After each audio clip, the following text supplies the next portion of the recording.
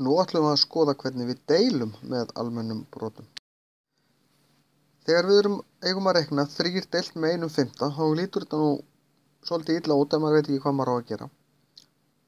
En þetta þýðir í raun að við eigum að taka og athuga hvað við getum skipt til dæmis 1/5 oft upp í einn heilan. Hvað þurfum við marga fimmtuparta til þess að fá einn heilan, og þeir eru 5. Sem sagt þá þurfum við að gera 1/5, 1/5, 1/5, 1/5 og 1/5. Ef við leggjum þetta allt saman þá fáum við einn heilan. En við erum með 3 svona settir, það ekki? Þannig að þá erum við með 5 sinnum 3, við erum með 15 allt í allt. Sama hér erum við með 3 sem komast í hvern. Þið sjáu þeir eru jafn margir og talan undir striki, því að við skiptum upp í 3. Þá hljótum við að þurfa 3 svoleiðis til þess að fylla. Og ef við erum með 12 svoleiðis, þá erum við með 36. Það sem í raun gerist hérna að við tökum seinna brotið og við snúum því á haus og breytum því í margföldun. Sjáu þið. Þá fæist bara þessi deilt með 1 hérna. Þetta hér skiptir í raun engu máli. Þetta verður bara 12 sinnum 3 og það er 36. Það er í raun það sem gerist þegar við margföldum saman almenn brot. Þannig að nú göngum við bara til vers. Við snúum alltaf aftara brotinu við, það er að segja þessum hér. Þannig hér kemur 4 7 sinnum 5 3. Og ég skrifa þetta upp svona. Það þýðir ekkert að gera þetta í huganum og snúa svo við og reikna þetta bara beint í huganum. Þá eru líkurnar á að ég geri mistök verulegar.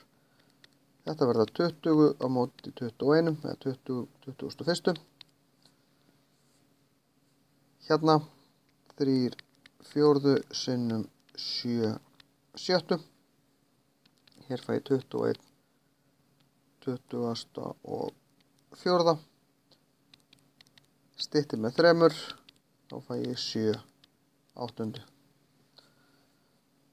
Hérna 5 7 sinnum 7 5. Hérna fæ ég 35 deilt með 35. Útkoman úr því er bara 1. Þegar ég er með sömu tölu fyrir ofan og neðan strik, þá fæ ég sömu tölu. En það var ég ekki að deila 5 7 deilt með 5 7. Þess að tala deilt með sjálfur sér, það er alltaf 1. Ég ætla bara að sýna ykkur af hverju það kemur 1 út úr þessu. Þegar við erum með blandna tölu eins og hér, þá er nákvæmlega sama regla hér og í margfölduninni sem við skoðum síðast. Að það er, ég þarf að búa til óeiginlegt brot. Sinnum og plús, sinnum og plús. 2 sinnum 3 eru 6, plús 1 eru 7 aðrir. Deilt með 3 sinnum 2 eru 6.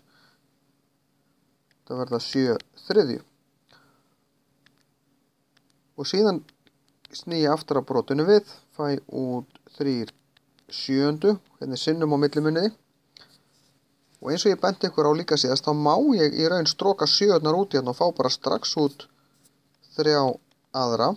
En ég ætla að sýna ykkur samt hvernig ég geri, þá myndi ég gera bara svona og þá er þetta farið. En ég ætla ekki að gera það, ég ætla að fá 21 14. Svo stytti ég með 7 báðum megin og þá fæ ég út 3 aðra. Þetta er bara spurning hvaða leið maður fer. Það eru báðar réttar. Hvað er þetta að skipta 3,5 pitsu í sneiðar sem eru 3/5? Þegar maður fær svona orðadæmi, þá finnst mér oft gott að halda bara fyrir þetta hér og hugsa hvað þessi skipt, það er hver að fá 2 pitsur. Hvað myndi ég gera? Ef þetta verður 10, hér er þetta 3,5 og 3/5, þetta er svona astnalega tölur. Hvað ef þetta væri bara 10 pitsur og hver fær 2? Jú, þá sé ég strax að það fær hver 5, er það ekki? Ef ég skipta þessu í 2, eða hver fær 2 pitsur, breytir engu hvernig ég hugsa þetta, en þá sé ég strax að ég er að deila, ég er að segja 10 deilt með 2. Þá tek ég þessa tölu 3,5 deilt með 3/5. Sjáðu hvernig ég nota einföldu tölunar til þess að sjá hvað ég á að gera við leiðilegu tölunar. Síðan breyti ég í óeiginlegt brot, sinnum og plús. 2 sinnum 3 eru 6, þetta eru 7 aðrir, sinnum 5 þriðju, nú sný ég brotinu við, 35 sjöttu.